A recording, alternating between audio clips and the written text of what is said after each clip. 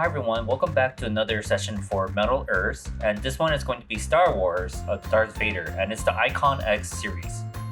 So if you look at the back here, we're going to actually see that it is going to be rated at a difficulty, and for the most part, I believe that's true. The lightsaber is actually kind of the hardest part to do. So once we open it, you're going to find 2 3/4 sheets that are colored of the metal sheets. And then it's actually going to come with instruction manuals, and there are actually multiple pages for this model set. I like using this rack system where I can actually put all the pieces or the sheets in order, and I actually like using it to stack up my tools so I don't clutter up my desk. So if you take a look at the first step, we need to actually get part B1, and it's actually colored. So you're going to look at this here, and it says sheet B, part 1. And there's going to be 2 of these here, and it's actually colored. And that means that they're identical pieces, and that usually means that we're going to have to make 2 of those, or sometimes it's just multiple parts because we need multiple pieces of them. Using a wire snipper, you will get in between where you see the kind of triangle piece attached to the part, and you'll actually get in and kind of pry it with the wire snipper and just snip off right at that edge there of the triangle. So a little note about this part. On the top, you actually are going to be rounding it, and on the bottom, you're going to actually have a straight bend. So be careful when you are working on it because it actually is different from the top to the bottom. So the manual actually has you bending the pieces first before attaching the 2 pieces, the knee and the shin guard. But I actually like doing this as one piece, so I would actually attach the pieces first before bending it all together so that I can actually get a uniform bend. So just another precaution, on the top you're actually going to be rounding it, actually making it into a circular shape, and on the bottom you're just going to be pinching it and to kind of bend it in a straight angle.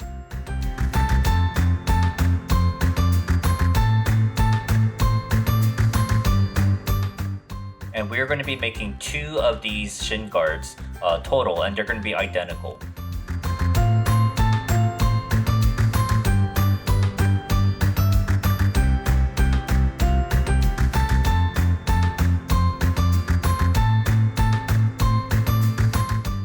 So for the feet, it's actually, you're not bending the whole piece, you're just going to be kind of curving the top and then the back sides of the feet to get your feet shape. You do not actually have to bend the sides at all.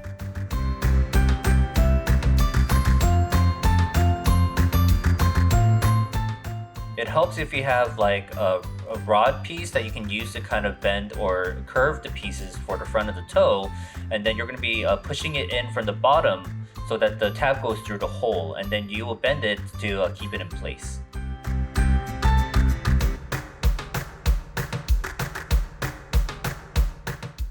So a quick note about this kind of ankle piece is that one side is actually going to be a little bit tapered, so it's not going to be a perfect cylinder. One side is actually going to have a wider mouth, and then it's actually going to taper in.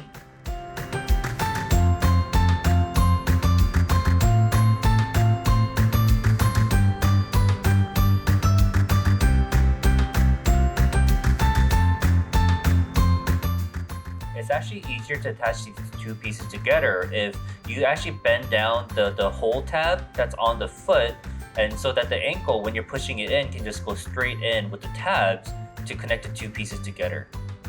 I didn't do this, so I ended up having to kind of bend the pieces and kind of warp it to get it into place, and I realized it's a lot easier if you just bend the whole piece down. Here are the 2 feet. I actually ended up indenting one side so that it looks like it's the left foot versus the right foot, because if not, they will just look identical. So this calf piece actually has this kind of score marks, which helps you guide the bend, but the problem with that is that it'll actually make it a straight edge. So I actually like using like a rod or a dapping tool to kind of get my curvature, and then I'll kind of roll it out just to make sure that it becomes a smooth edge instead of the straight bends.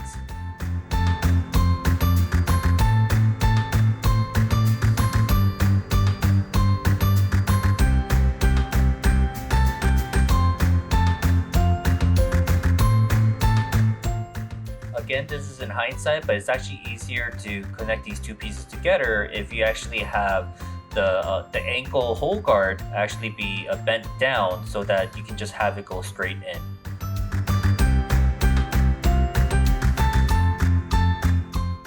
Sometimes you're going to get scratch marks or scuff marks, and I actually like using this kind of oil-based marker, and this one's from Sharpie, but they have other manufacturers that make oil-based markers, and you can kind of use it to hide a lot of the areas where you might have actually scratched it or got a scuff mark on it, so that you can just kind of paint it in.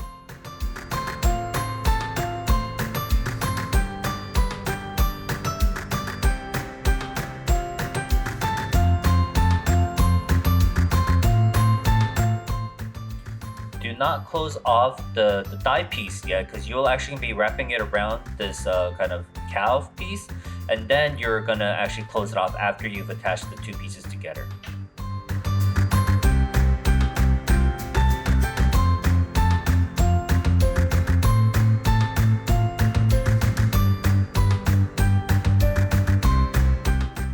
On the piece itself, you're going to actually see an arrow marking on it, and make sure that the arrow marking is pointing down towards the piece that you're attaching. The orientation actually is important, because if not, then when you attach the two pieces together to the waist, it will actually be in the wrong angle.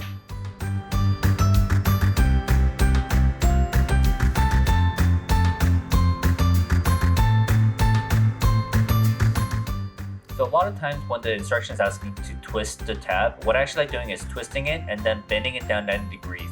It's kind of a hybrid of both the bend and the twist notion for the tabs, and this is just to hide the visibility when the tabs are being exposed.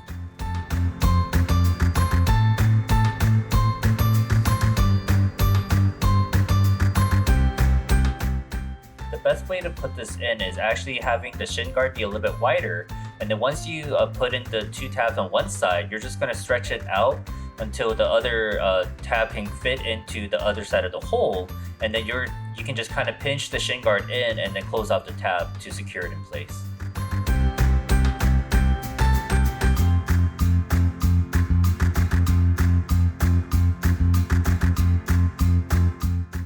The other leg is very similar, so I did not actually show this video, but it's a very similar step to the leg that you have just created.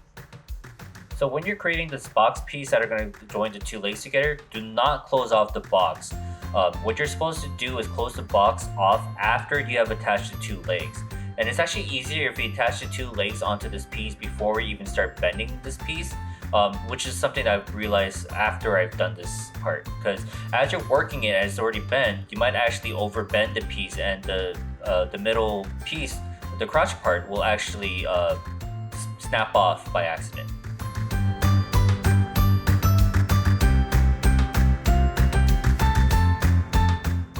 So one thing that I like doing for this piece is actually just using my needle nose plier and then bend every other piece down first, and then I can just use the table as leverage to kind of just push it into place, and it just makes it for a little bit quicker and cleaner bend.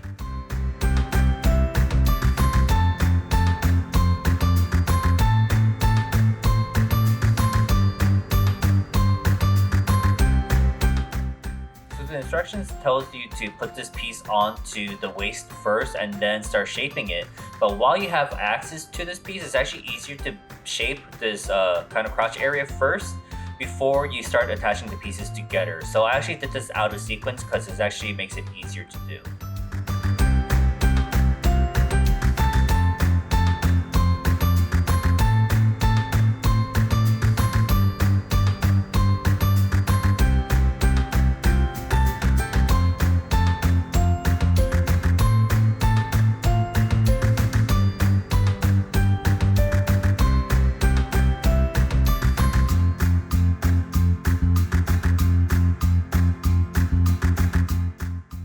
So for this piece, kind of similar to the shin guard, it's actually easier to attach the two pieces together while they're straight before you start bending it. And it only applies to this piece because this will be actually the same shape and it's actually parallel to each other, while the other two pieces that we're going to be connecting, they are actually at a slight angle, so this will not apply.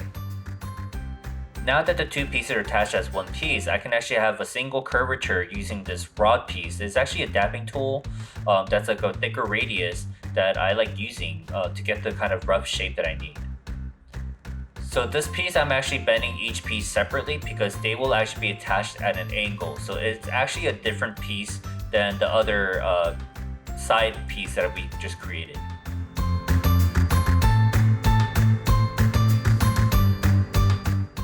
And we're going to be attaching the pieces together by actually slipping it in from the bottom side up, and so that the tabs are going through the hole, and then you're just going to be twisting the tabs to secure it in place.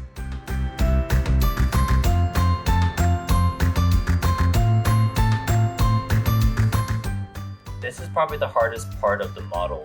And the eyepiece here, you're going to actually bend it on one side, kind of in a 90-degree angle. And then the other edge, you're actually going to be curving it down until the two end pieces kind of meet together. And you're going to create this kind of shape right here, like this. And then once the pieces are created, you're going to be bending this kind of front mask part, and then you're going to be fitting in the two eyepieces that we just created into the holes. And this is tricky because it took a while for me to actually fit it in properly, and I actually had to use the plier to kind of, really nudge it in there.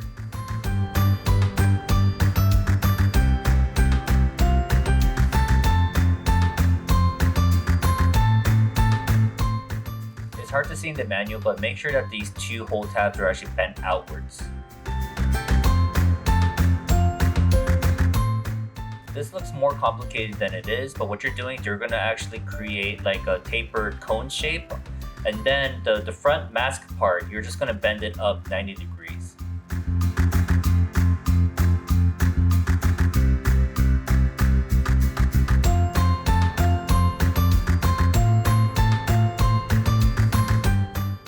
Then the two small triangle pieces, you're actually going to bend outwards. And then the nose piece with the two holes, you're actually going to bend it outwards and then upwards, kind of like an L shape.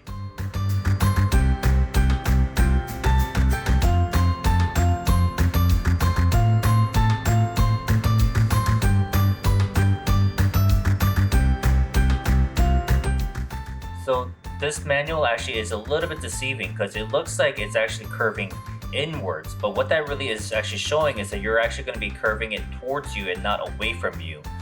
It's just the angle and just the way that the arrow is shown makes it look like you have to bend it outwards like this, but what you're really doing is bending it inwards, and then you're going to fold it a little bit so that the two edges meet, and then that's how you create this cheek piece. So again, if you see here, I'm actually curving it inwards towards me. And then I'm actually going to bend it down so the other bottom side can be straight, and then you're just going to be kind of bending it into a V shape to create a valley or a ridge depending on which angle you're looking at. And then this becomes your cheek piece, and you're going to create two of these cheek pieces to add on to the front mask. Cheek pieces are actually going to be attached in from the back side of the mask. So you're actually going to be pushing it in from the back side outwards, and so the tab needs to be bent inwards from the mask, and then you're going to be twisting the tab from the inside.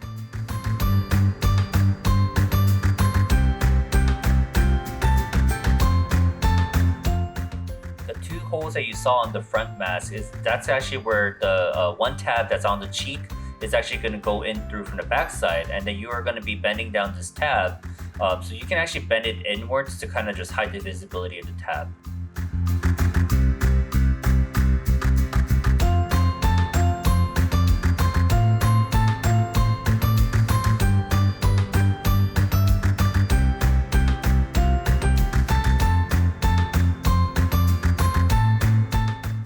So the best way to explain this is that you'll be creating a valley and then a flat plane on both sides to create the bridge of the nose.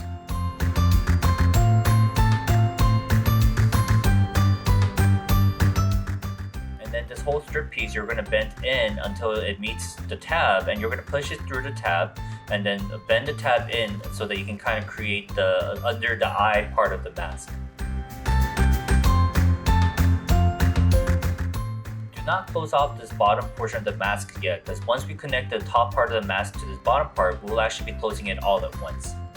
So in hindsight, if I actually bent the hole tabs that are on the bottom of the mask inwards. And I could have actually just attached these two pieces in a little bit easier. But what you're doing is you're actually connecting the two tabs in the front of the mask first, and then you're going to use that kind of like a hinge to kind of just clamp the two pieces together through the hole.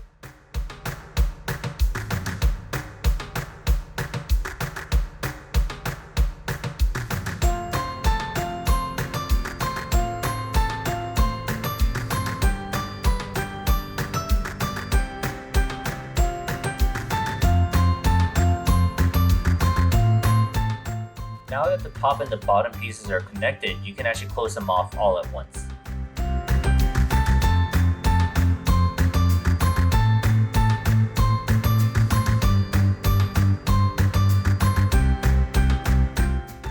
I'm just using this rod piece to kind of shape the mask a little bit better.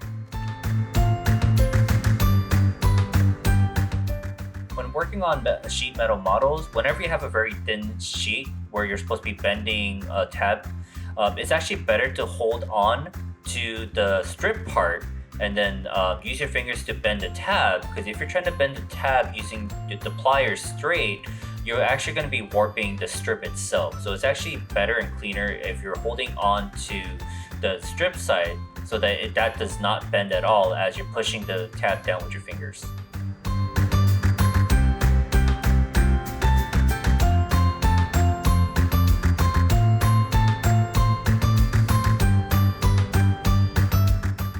This looks more complicated than it is, and what you're really just creating is a cylindrical shape. It just doesn't look cylindrical because the thickness of the top and bottom changes throughout the whole length of the collar.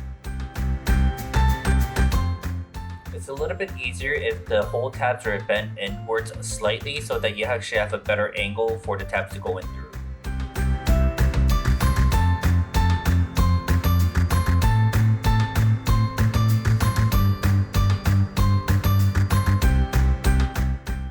This top helmet part is actually a lot easier if you have like a dapping tool like the one I'm holding right now in my hand, or if you have like a fondant shaping tool, which is like a plastic rod with a kind of metal spear at the end. You can kind of use it to start bending it into a curvature shape along each strip, and then once you're done kind of shaping it, you can connect, starting from the sides actually for this one, you're going to start connecting one tab at a time until you reach the middle part, where the middle part actually has two tabs, and you're going to fit the two tabs in through each side holes to finish off your mask. I know I said mask, but what I really meant was helmet, sorry.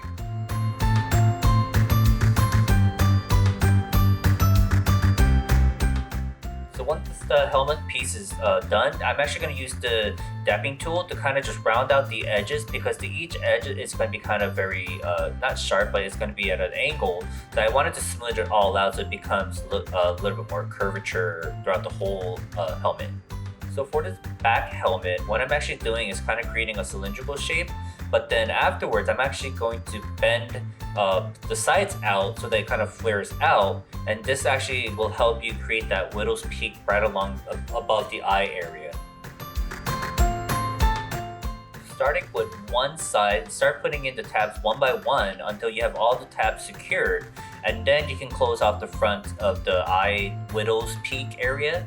And then once you're done with inserting the eyepiece in, you can actually shape it using a round tip plier to kind of make it a little bit more exaggerated curvature so that it looks a little bit better. Because if you don't, it doesn't look like a widow's peak as just much as like a kind of a brow. So to make it a better shape, you will have to kind of work the metal a little bit. And I would like to warn you that you're going to see these two long tabs that were on the top helmet part. Do not cut that off. I know it looks like it's a mistake and you need to cut it off because maybe you cut off the wrong part from the sheet, but that part is important because that's what's going to help you secure the helmet to the front mask. So do not cut that off and make sure that you keep it in place.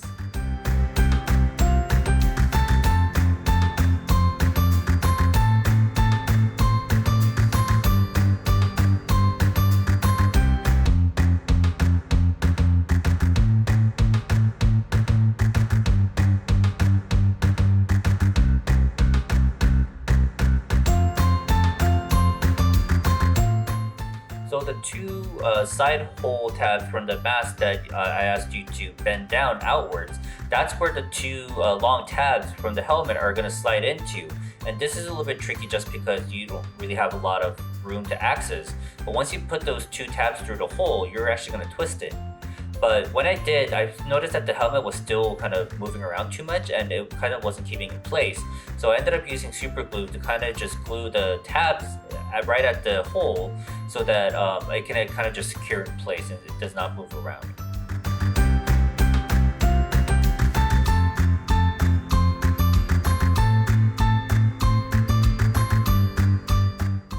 So for this kind of shoulder chest piece, I actually like just using my fingers because it's not like a perfect circle that it's kind of hard to use any rounding tools. And the best tools are just your fingertips, and you kind of just put gentle pressure along the strip until you kind of get the shape that you need.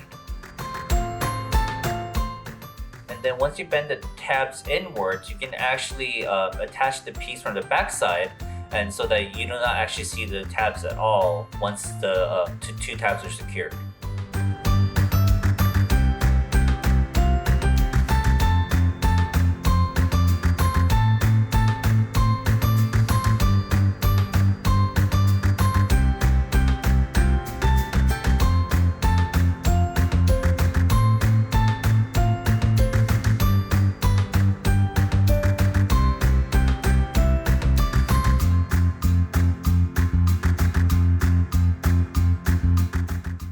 Not shown in the video, but please take note of the two tabs that you're supposed to be bending upwards on each side of the shoulder.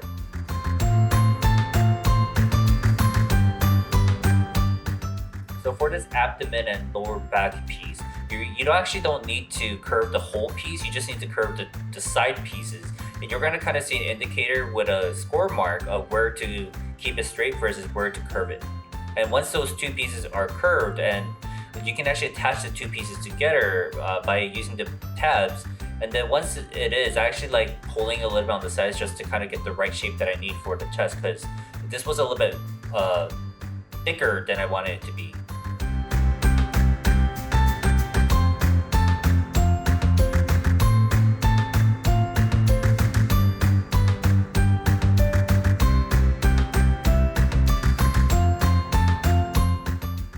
Quick note when attaching this kind of shoulder piece to the abdomen piece, the back two tabs are actually going to be bent inwards, and then there's front two tabs from the abdomen piece that are going to be sticking outwards.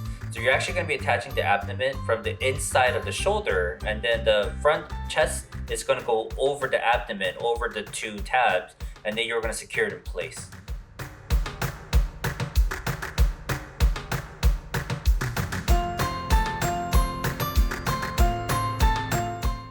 So I had a little problem with the way that this is attached because it is very flimsy. So what I actually ended up doing to make it less wobbly was, after I secured the tabs together, I actually went back with super glue and kind of just glued the tabs so that it ended up being a little bit more rigid.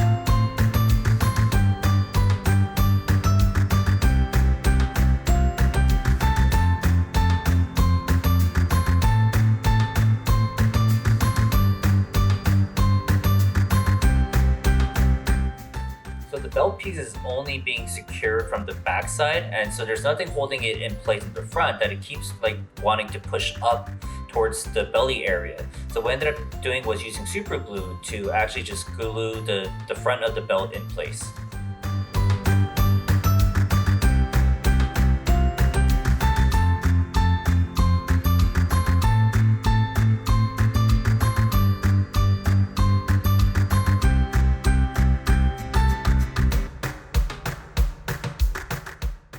Similarly to the leg piece, do not actually close off this piece yet until you've actually wrapped it around the other arm piece through the tabs.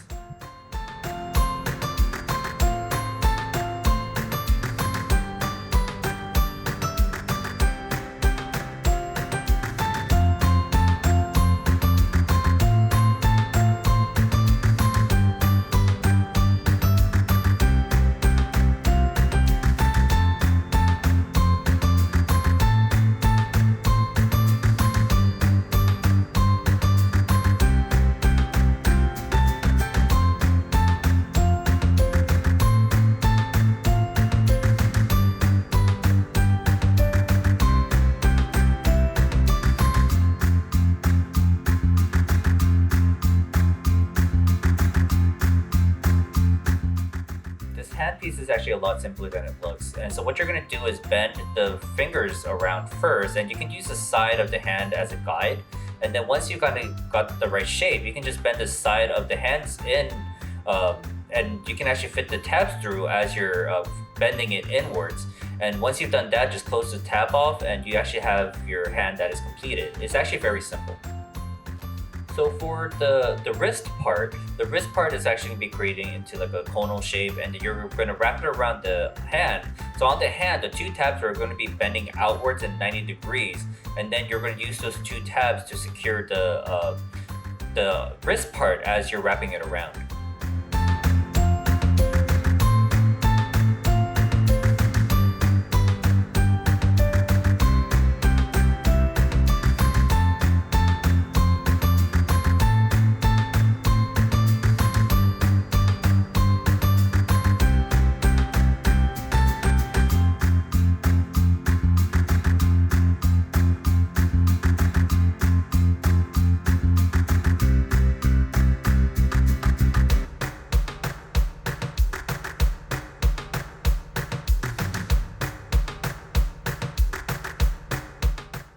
So for this left hand, I actually did it out of sequence where I actually ended up doing the thumb first just because I actually wanted to have more room to play with. So before I bent any of the other pieces, I actually bent the thumb around, and then I started bending the sides of the arms first, and then I actually started bending the palm. At this point, it was actually easier, which I didn't do, was to bend the edge of the palm inwards first before I start bending this whole piece together. Because it was a little bit harder to reach afterwards. And then once you've gotten the palm in place, you're actually just going to bend each fingertip down to kind of create its shape.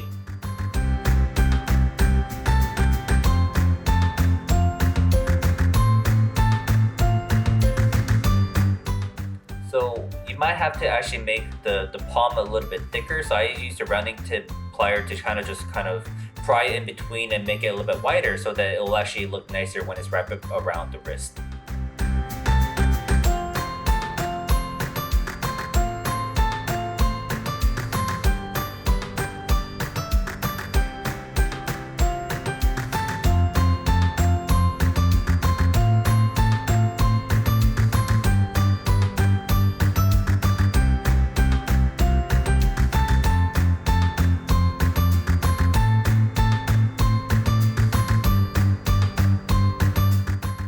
Now that I'm almost done, I actually put on some gloves so that I don't leave any more finger marks as I'm polishing off this model.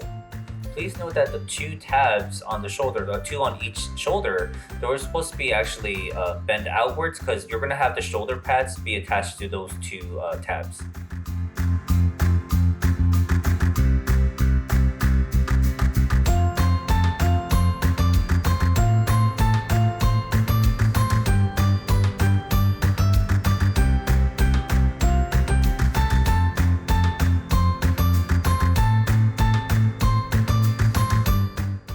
Shoulder pads are simply a semicircle in kind of like a football shape, and once you've gotten that shape, you just kind of wrap it around the two tabs on the shoulder and just secure it in place.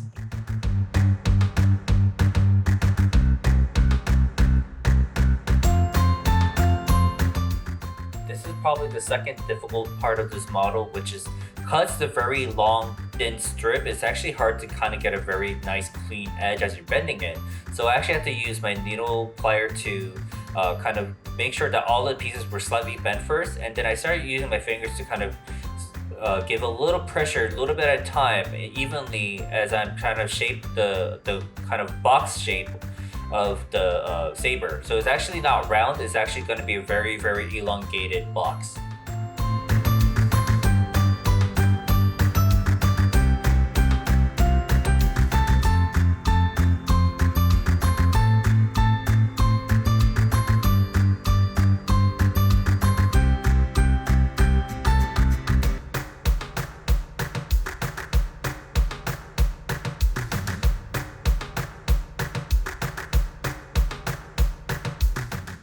So when you're attaching the saber to the handle, be very careful because it is a very small thin piece of sheet metal. If you're overworking that piece as you're trying to fit it in, you may actually snap off that kind of circular piece. And when that happens, you just have to use super glue to just glue it back in place.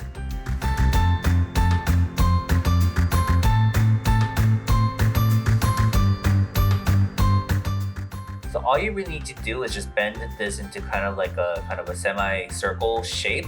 But what I ended up doing was using a damping tool. I kind of bent the other way, kind of giving those indentations to kind of give it more of a cake flair in a sense, so that you kind of get multiple curves instead of just a singular curve.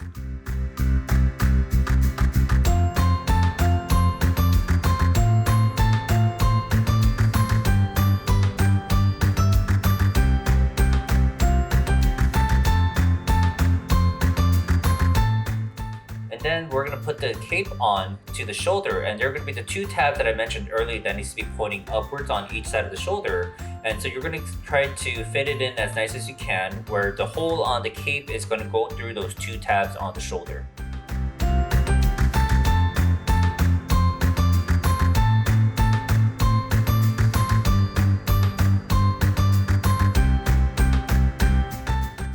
And once we put the lightsaber in, we are actually done with the Darth Vader model from Metal Earth.